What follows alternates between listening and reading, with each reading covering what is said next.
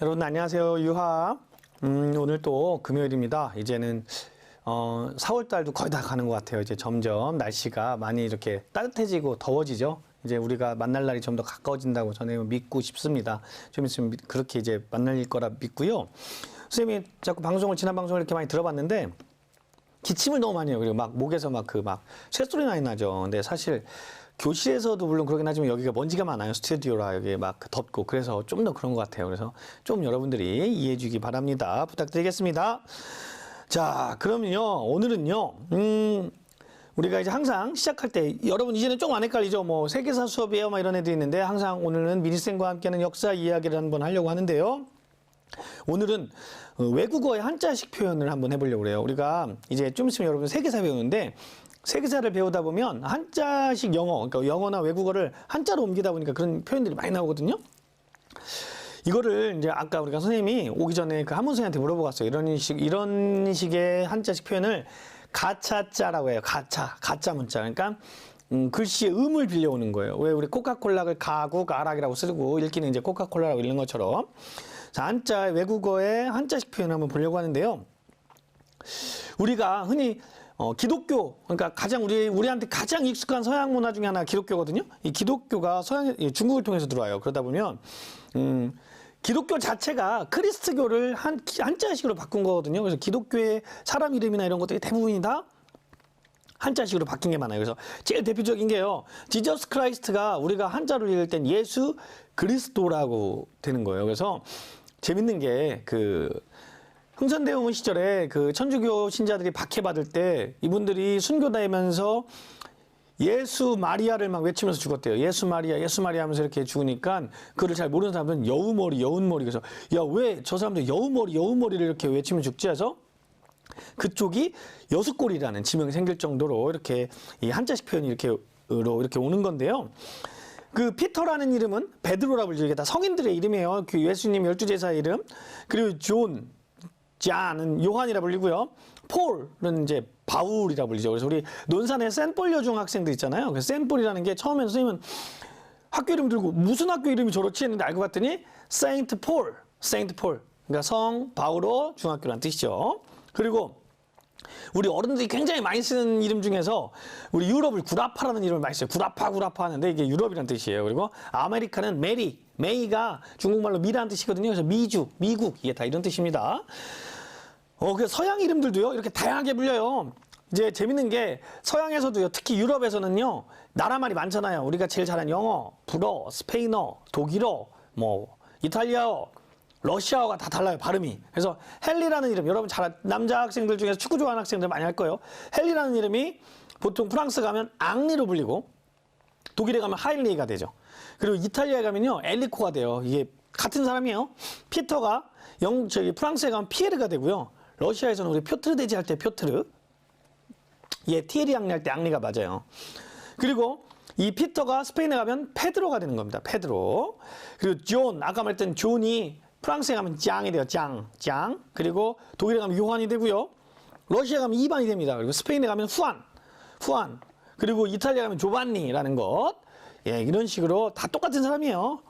그리고 폴은요, 독일에 가면 파울, 이탈리아 파울로, 그리고 이제 스페인에서는 파블로, 러시아에서는 파벨 이런 식으로 불립니다. 그리고 찰스가 지금 영국의 황태자 이름이 찰스죠. 찰스가 프랑스에 가면 샤를이 되고요. 독일에 가면 카를이 됩니다. 이거 나중에 여러분들이 세계사 배울 때 왕들의 이름에 굉장히 많이 나오는 거예요. 황제 이름에. 그래서 샤를마뉴, 카를로스, 카를 다 똑같은 사람이에요. 윌리엄은 우리 유명한 프로게이머 여러분들 알라나? 캐나다의 프로게이머 윌리엄이 이제 캐나다 말로는 이제 캐나다가 퀘벡 지역은 불어를 쓰거든요. 그래서 그 사람의 이름은 기욤 패트릭 할 때 기욤.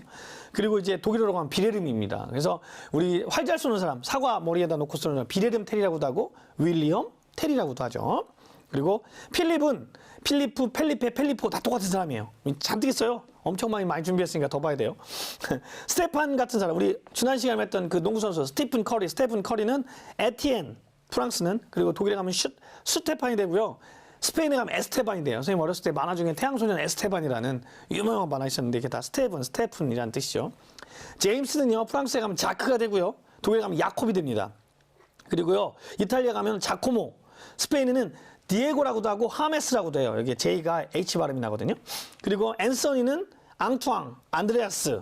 여자 이름 앤은 안나, 안 이런 식으로. 엘리자베스는 이사벨이라고도 읽습니다. 엘리 이런 게 엘리자베스란 뜻이에요. 엘리자베타. 그리고 그 캐서린 같은 경우는 프랑스에서는 가트린, 독일에서는 카트리나, 러시아에서는 예카테리나 이런 게 다 똑같은 사람이고요. 이런 걸 왜 해놓냐면 여러분들이 이제 앞으로 보통 2학기 때 세계사를 많이 배우거든요. 그리고 3학년 들어가서 세계사를 배울 거고 이때 굉장히 많이 나오는 이름들입니다. 그래서 헷갈리지 말라고 한번 정리해 봤어요. 재밌는 건요.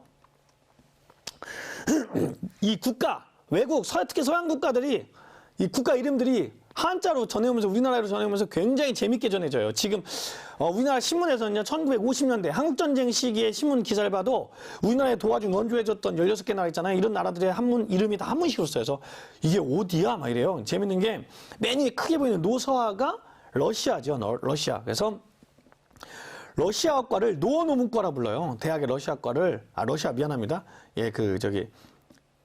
러시아과를 노어노문과라 불러요. 노어노문과. 그리고 이걸 다른 말로 아라사라고도 했습니다. 그리고 이제 서전, 그 옆에 서전이라는 나라가 있는데요. 서전은 스웨덴이에요. 스웨덴. 우리 지난번에 그 신라의 서봉총 기억납니까? 이게 누구냐면 이제 스웨덴 황태자였던 구스타프가 와서 만들었다 해서 서봉, 스웨덴 서전의 황태자라는 뜻이죠. 그리고 영길리, 영국. 우리 여러분들 많이 들어봤던 거 불란서, 프랑스입니다. 그리고 이태리, 이건 똑같아요. 이탈리아, 이태리. 그리고 서바나는 스페인이고요. 그리고 여러분들이 이제 교회 다니는 학생들 많이 들어봤을 법한 애굽, 아이급, 이게 이집트죠. 그리고 히랍, 그리스입니다. 그리스. 재밌는 게요. 오지리라는 나라가 있어요. 오지리. 그래서 오지리가 어딘지 선생님도 되게 궁금했는데 오스트레일리아 아니고 오스트리아가 오지리고요. 그리고 터키는 토익입니다. 뭐 이게 왜 중요해요? 그러겠는데 이제 재밌잖아요. 이런 거 알아두면. 그리고 여기 지도를 보면요. 향좌부사탄이라는 나라가 보여요. 노서화 밑에. 저는 선생님은 이게 무슨 나라지? 향좌부사탄이 뭐야? 그랬더니 여기는 이제 카자흐스탄의 한자식 표현이더라고요. 재밌었어요. 아주 재밌게 봤던 기억이 납니다. 그래서 이렇게 보면 뭐 재밌는 것 또 알아두면 좋은 것 중에 하나가 덕국이 독일이거든요. 독일 옆에 조금만해서 안 보이는데 이게 화란이라는 나라가 있어요. 화란. 네덜란드입니다. 왜 근데 화란을 우리가 알아야 되냐면요. 일본은요. 서양 학문을 네덜란드를 통해서 들여와요. 그 데지마라는 그 인공섬을 통해서. 네덜란드를 통해서 들어오기 때문에 일본한테는 서양 학문이 네덜란드 학이에요. 우리나라는 서양 학문을 서학이라 불렀지만 일본은 서양 학문을 네덜란드 그 한자식 표현에 화란에서 왔다고 해서 난학이라 불렀고요. 지금도 그래서 난카쿠, 일본말로 난학이라는 게 서양 학문이라는 뜻이 되기도 한다라는 거. 다 이런 데서 온 거예요. 그래서 우리가 구미대륙 이런 말 많이 쓰는데요. 구미라는 건 구라파와 미주, 아메리카와 유럽을 이야기하는 겁니다. 우리가 여러분들 이런 거 한번 알아보고 가면 좋을 것 같아서 한번 해봤습니다. 자, 그러면 이번 시간에는요. 고려 사회의 변천에 대해서 우리가 공부할 거예요. 그래서 뭘 공부할 거냐면요. 우선 고려 전기 귀족 사회가 무너지게 되는 계기였던 이자겸의 묘청의 서경천도 운동에 대해서 배우고요. 또 결정적으로 고려 전기 문신 귀족 사회가 완전히 몰락하고 새로운 사회가 오거든요. 그걸 무신 집권기라고 하는데 이 무신이 집권하게 된 무신 정변에 대해서 보게 될 겁니다. 한번 우선 전기 귀족 사회 위기부터 봅시다. 자, 고려 전기는요, 귀족 중심 사회였어요.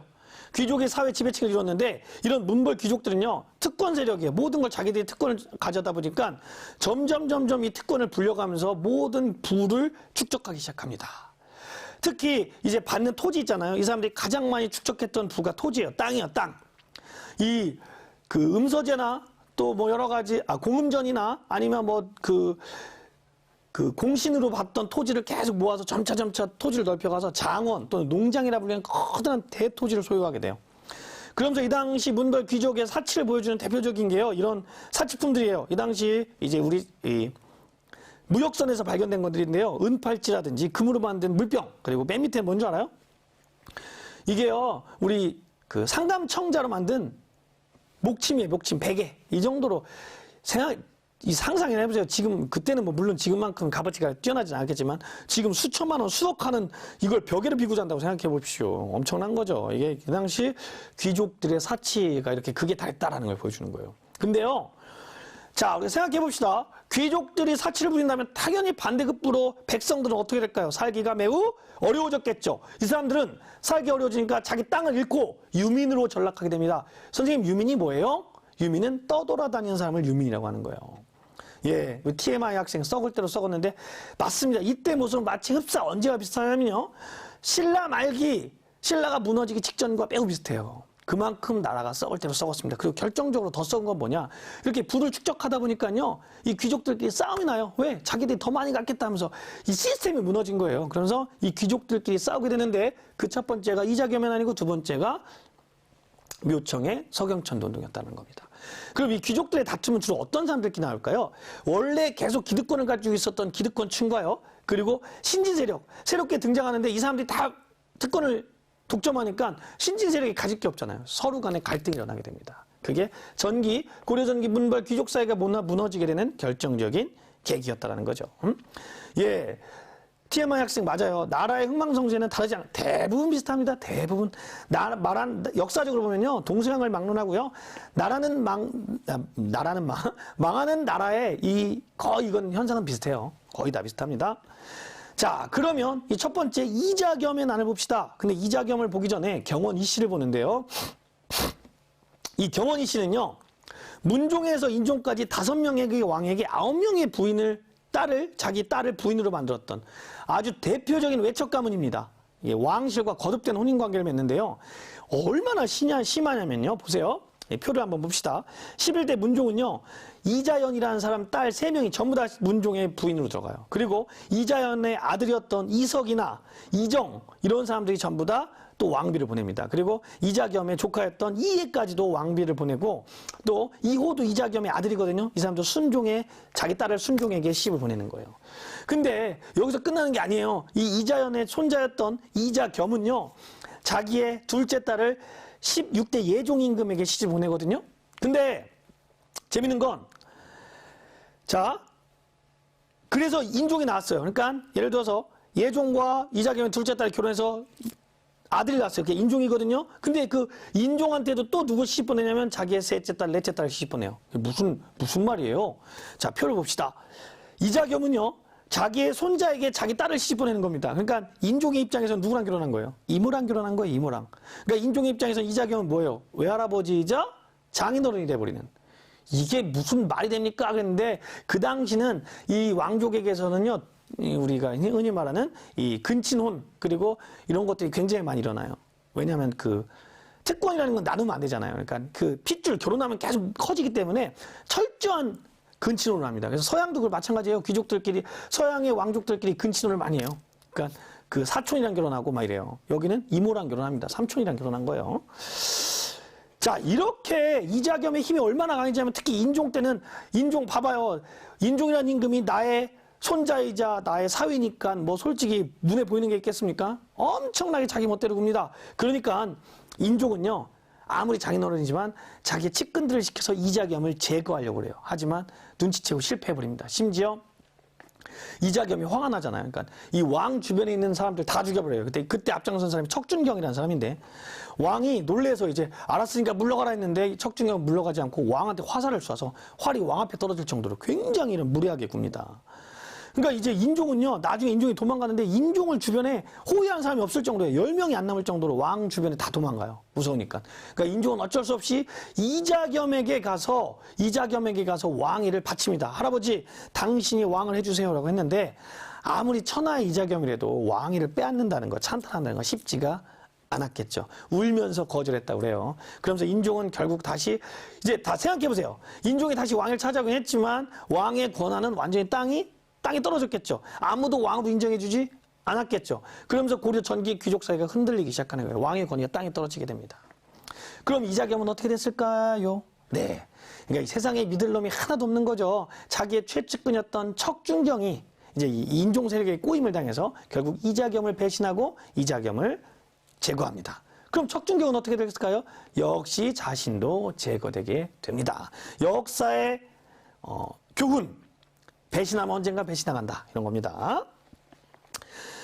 자, 이렇게 이자겸의 난으로 교려 민벌 귀족 사회가 크게 한번 흘렸다면 두 번째는 바로 묘청의 서경천도 운동이에요. 그럼 묘청은 누구냐면요.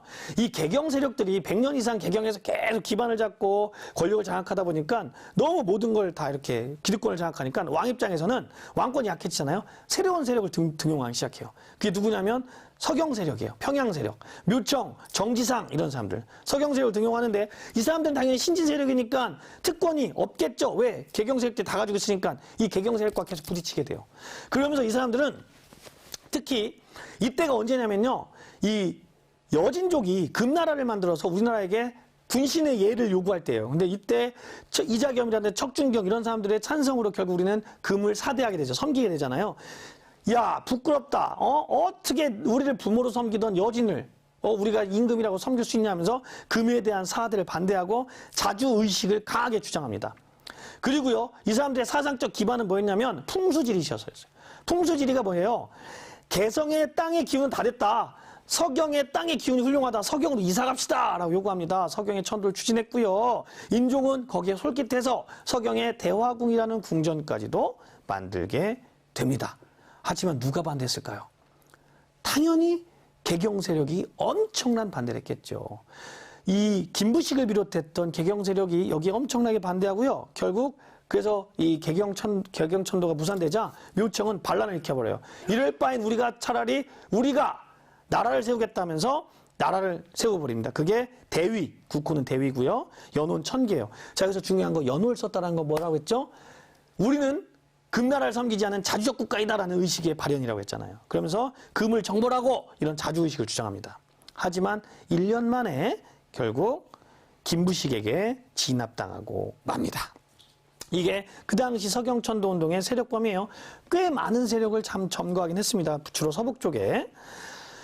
자, 그래서 이제 재밌는 건 이 신채호 선생은요. 이 조선 후기에 일제강점기의 유명한 역사학자였던 민족주의 역사학자였던 신채호 선생은 이 묘청의 서경천도 운동을요. 우리 역사상에 일어났던 가장 큰 사건 이거를 일천년내 발음이 안 되네요. 일천년내 제1대 사건이라고 이야기합니다.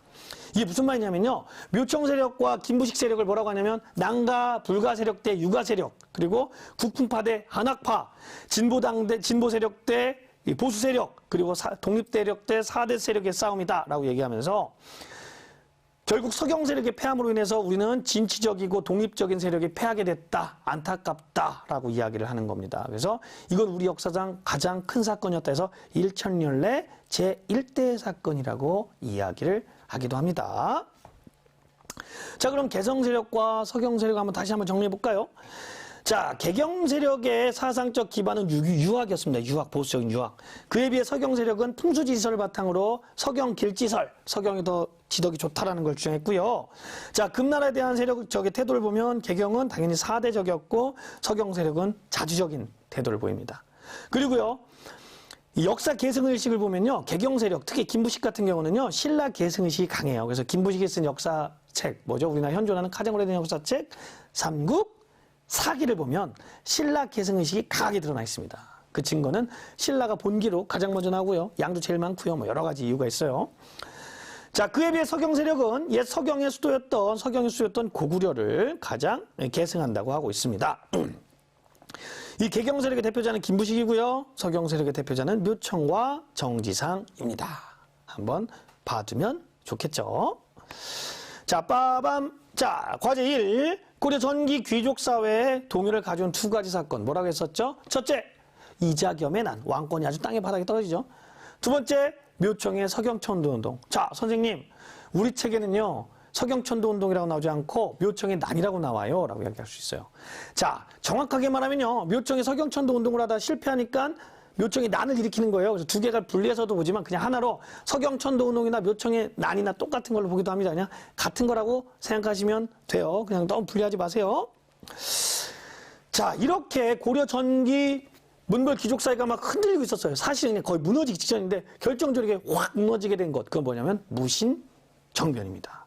정변이 뭘까요, 여러분? 정변. 정변은요, 외국어로 쿠데타라고 합니다. 쿠데타. 쿠데타는 뭐라고 하냐면요. 다른 뜻은 사전적 의미는 무력이나 이런 폭력을 동원해서 불법적인 방법을 동원해서 권력을 강제로 빼앗는 것을 쿠데타라고 해요. 그러니까 정변은 무력을 동원해서 불법적인 무력을 동원해서 권력을 빼앗는 행위, 이걸 쿠데타라고 합니다. 그러면 무슨 말이냐? 말 그대로 무신들이 쿠데타를 일으킨 거죠. 권력을 빼앗은 거죠. 그럼 왜 이런 일이 일어났을까요? 첫째, 무신들의 대우가 낮았어요. 무슨 말이냐면 무신은요. 올라갈 수 있는 한계가 상품, 정상품, 상장군밖에 안 돼요. 그러니까 정이품부터 할 수 있는 재상에는 절대 올라갈 수가 없었습니다. 그리고 똑같은 정상품이라도 문신보다 무신이 더 밑에 단계였어요. 대우가 나빴다는 거예요. 그 토지나 이런 거나 또 지위, 사회적 지위도 다 낮았습니다. 그런 이유 중에 하나는요, 무과가 실시되지 않아요. 왜냐하면 지난번에도 얘기했지만 고려는 무과가 실시되지 않았잖아요. 물론 예종 때 잠깐 실시되긴 하지만 실질적으로 고려 전체로 봤을 때는 실시되지 않았다고 보는 게 맞거든요. 무과가 실시되지 않았으니까 무인의 지위가 낮았을 수도 있고 무인의 지위가 낮았기 때문에 무과가 실시되지 않았을 수도 있는 겁니다. 자, 그리고요. 이렇게 무신의 지위가 낮으니까 심지어는요. 군사 지휘권조차도 문신이 가져요. 우리 여러분 지난번에 배웠던 우리나라 역사상 3대 대첩 중에 하나였던 귀주대첩의 강감찬 뭐라 부릅니까? 장군이라 부르죠. 아니에요. 강감찬은 문신이었어요. 장군이 아닙니다. 우리 윤관, 동북부성 만들었던 윤관 역시 문신이었어요. 그 당시 군의 통수권은 전부 다 문신이 갖고 있었습니다. 그리고요, 하급 군인들도 마찬가지였어요. 하급 군인들한테는 원래 군인전이라는 걸 지급하게 돼 있는데, 토지를 지급하게 돼 있는데, 문벌 귀족들이 그걸 다 겸병 빼앗아 버려서요, 하급 군인들한테는 토지가 지급되지 않았습니다. 이런 굉장히 어려운 상황, 그러니까 무신들의 불만이 매우 높았던 상황이었죠. 자, 그러던 중에 자, 봐봐요. 이제 불 끓고 있어요. 근데 누가 한번 나를 딱 건드린 거야. 이게 뭐냐? 자, 그 당시에 최고의 권력자였던 김부식의 아들 김돈중이라는 사람이요. 그 상장군이었던, 대장군이었던, 아주 높은 장군이었던 정중부의 수염을 불로 태워요. 이게 무슨 짓입니까, 이게? 예? 지금 생각한 거 해보세요. 지나가다가 초등학생 꼬마가 우리 중학교 2학년 형 머리다 막 껌 붙인 거랑 다 똑같은 거야. 막 껌 붙이고 낄낄거리는 거랑. 너무 화가 났겠죠? 그런데 더 어처구니 없는 건요. 누가 처벌받는 줄 알아요? 정중부가 귀양을 갑니다. 왜? 김부식의 아들이니까, 김돈중이. 자, 이렇게 화가 나 있던 상황에서 결정적으로요.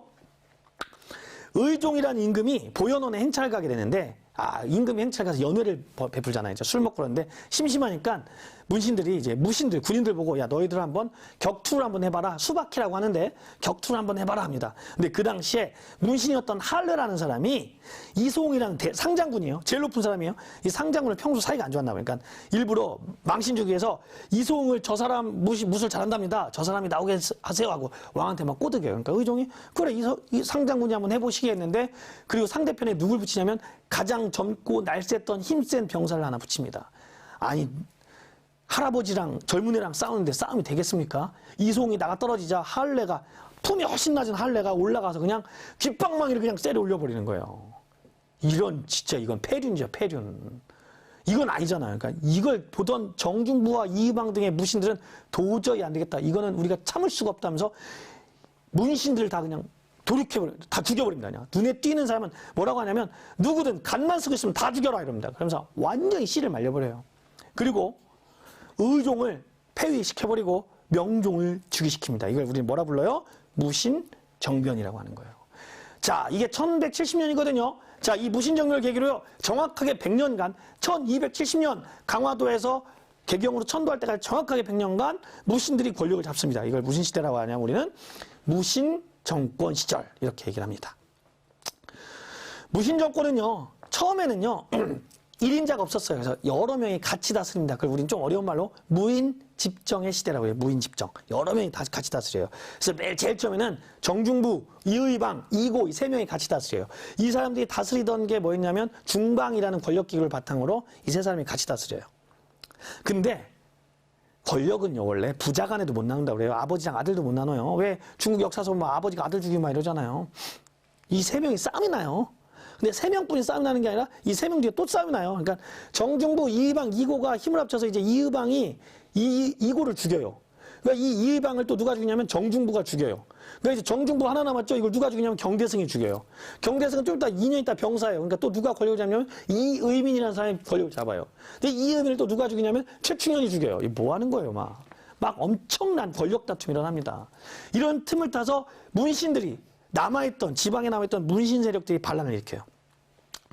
동북면 병마사, 동북 쪽에 병마사로가 있었던 김보당이 문신 계열입니다. 반란을 일으켰다 실패하고요. 서경 유수, 그러니까 서경의 지금 말하면 특별시장이었던 조위총이 반란을 일으켰다 실패합니다. 그리고요. 승려들까지도 반란을 일으켜요. 특히 교종 승려들. 왜냐하면 그 당시 교종절은요. 누가 지원해주고 있냐면 귀족이나 왕실에서 엄청나게 지원해주고 있었거든요. 그러니까 문신 귀족들과 연결이 돼 있어요. 그래서 사실은 이자겸의 아들도 승려였고요.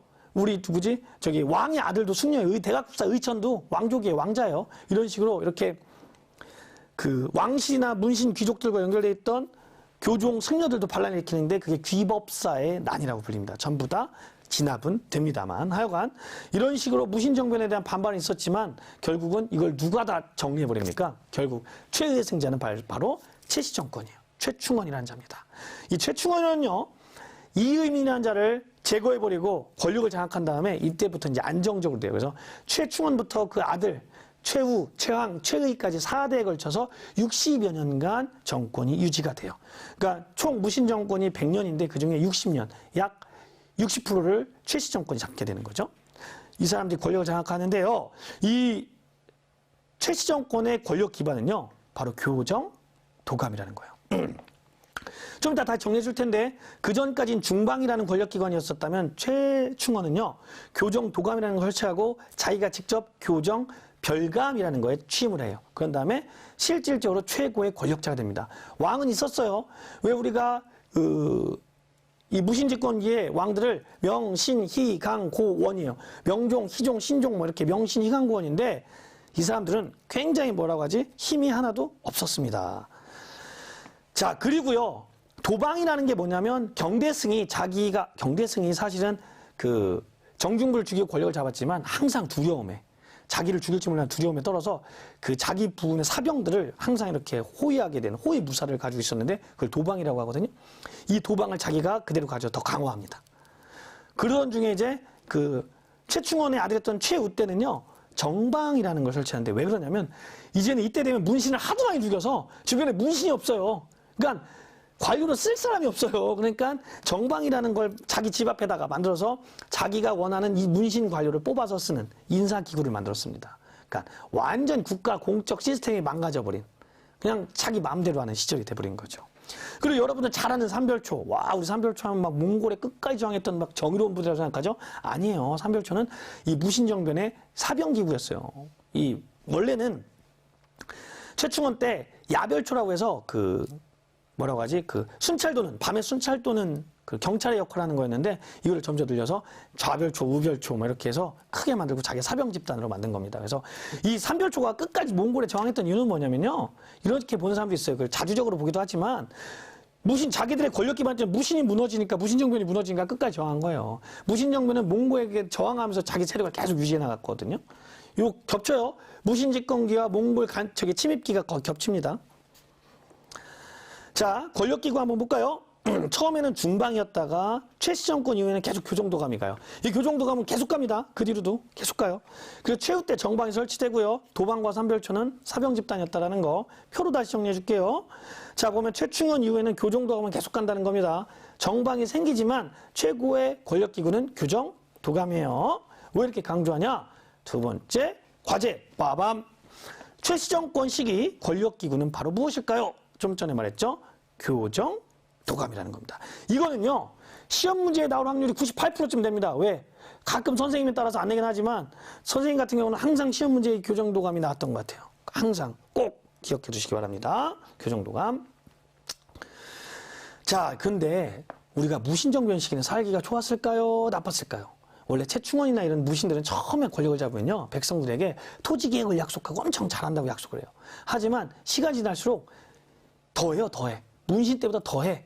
심지어 최충원은 문신들의 토지를 뺏는 게 아니라 농민들의 토지까지도 뺏어가요. 엄청나게 막 재산을 막 어마어마하게 불리고요. 최충원의 아들이었던 최후 같은 사람은 정말 시정, 자폐, 저는 그런 인간이 없었대요. 완전히. 진짜 건달도 아니고 양아치도 아니고 뭐라고 해야 되나 막 진짜 나쁜 사람이었대요. 수탈해.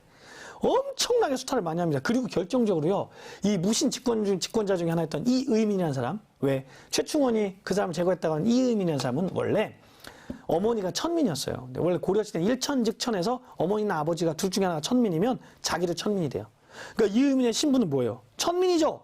그럼에도 불구하고 최고의 권력자가 됐잖아요. 그러니까 고려시대의 천민들이 뭐야, 야, 이의민도 권력자가 됐는데 우리라고 못할 게 뭐냐 하면서 이런 이 민중들의 저항이 강하게 일어나게 됩니다. 그래서 여러 개가 있는데요. 가장 대표적인 게 우리 근처, 지난 시간에 얘기했죠. 우리 대전의 탄방동, 거기 예전에 공주였어요. 공주의 명학소라는 데가 있었는데 거기서 망이와 망소이가 반란을 일으켜요. 이 공주 명학소, 망이, 망소의 난은요, 이런 민중의 수탈에 대한 난도 있었지만 이 향소부곡 같은 특수행정구역 민들에 대한 저항, 그런 사람들이 이런 차별에 대한 저항이기도 합니다. 그래서 국가에서는 막 달래기 위해서 이 명학소를 충순현이라고 일반 군현으로 승격도 시켜줘요. 하지만 끝까지 저항하다가 진압이 되죠. 그리고요, 경주 인근에서는요, 지금의 이제 초전, 운문이라는 데에서 김삼이와 효심의 반란이 일어났고요. 그 뒤에 또 경주 지역에서 반란이 일어나서 김삼이 효심의 세력과 결합하기도 합니다. 굉장히 많은 반란이 일어나요. 전주에서도 일어났고요. 우리 충청 지역에서 많이 일어납니다. 서산도 일어났고요. 그리고 재밌는 건 개성의 심장부, 수도 서울이었던 개경에서도 이 난이 일어납니다. 그게 뭐냐면요, 만적의 난이에요. 만적의 난. 이 만적이 누구냐면 최충원의 산업이로 알려져 있어요. 근데 그건 정확하지 않아요. 최충원의 산업이가 아니라는 사람도 있는데, 최충원의 산업이가 이제 개성 뒷산으로 나무라러 갔는데, 생각해보니까 억울한 거야. 야, 저런 이의민 같은 사람도 이렇게 천민도 이렇게 최고 권력자가 됐는데 우리하고 못할 게 뭐 있냐? 그러면서 그때 유명한 얘기가 왕후장상의 씨가 따로 있느냐라고 했다는데, 그 왕후장상, 왕후장상, 그러니까 왕이나 그 제후나 장군이나 재상이나 이런 사람이란 뜻이거든요. 거기에 씨는 사로 없다. 핏줄은 신분은 의미 없다는 뜻인데, 이거는요, 언제 나온 얘기냐면요, 중국 진나라가 멸망하기 전에 진승과 오광이라는 사람이 난을 일으키거든요. 그때 했던 말이에요. 그러니까 그걸 가져와서 이 사람이, 야, 우리도 한번 싸움을 일으켜보자. 우리가 싸움을 일으켜서 그 절을 점령하면 궁궐에 있는 내시들도 우리에게 호응해 줄 거다 해서 몇날 몇시 어디로 모여라 했는데 사람들이 얼마 안 모인 거야. 몇백 명 안 모인 거야. 그러니까 만적이 이 인원 가지고 반란을 일으켰다가는 실패할 것 같으니까 안 되겠다. 야, 돌아가고 좀 있다가 다음번에 더 많은 사람 데리고 와라 했는데, 거기에 참가하려고 했던 한충이라는 관리예요. 이제 그 당시 관리인데 그 사람의 노비였던 순정이 가만히 보니까 이거 어떻게 할 것 같아요? 실패할 것 같잖아. 사람이 안 모였잖아. 그러니까 이거를 그대로 참가했다간 자기는 죽을 것 같아. 그럼 이거 어떻게 하면 됩니까? 여러분 같으면 어떤 선택을 하겠어요, 여기서? 안 하겠죠. 안 하는 게 아니죠. 선제 공격을 해버리는 거죠. 가서 일러버립니다. 순정이 고발해버려요. 그래서 만적을 비롯한 100여 인은 물에 빠져 수장되고, 이 순정은 엄청난 상금과 함께 양인으로 신분이 이제 해방이 되게 되는 거죠.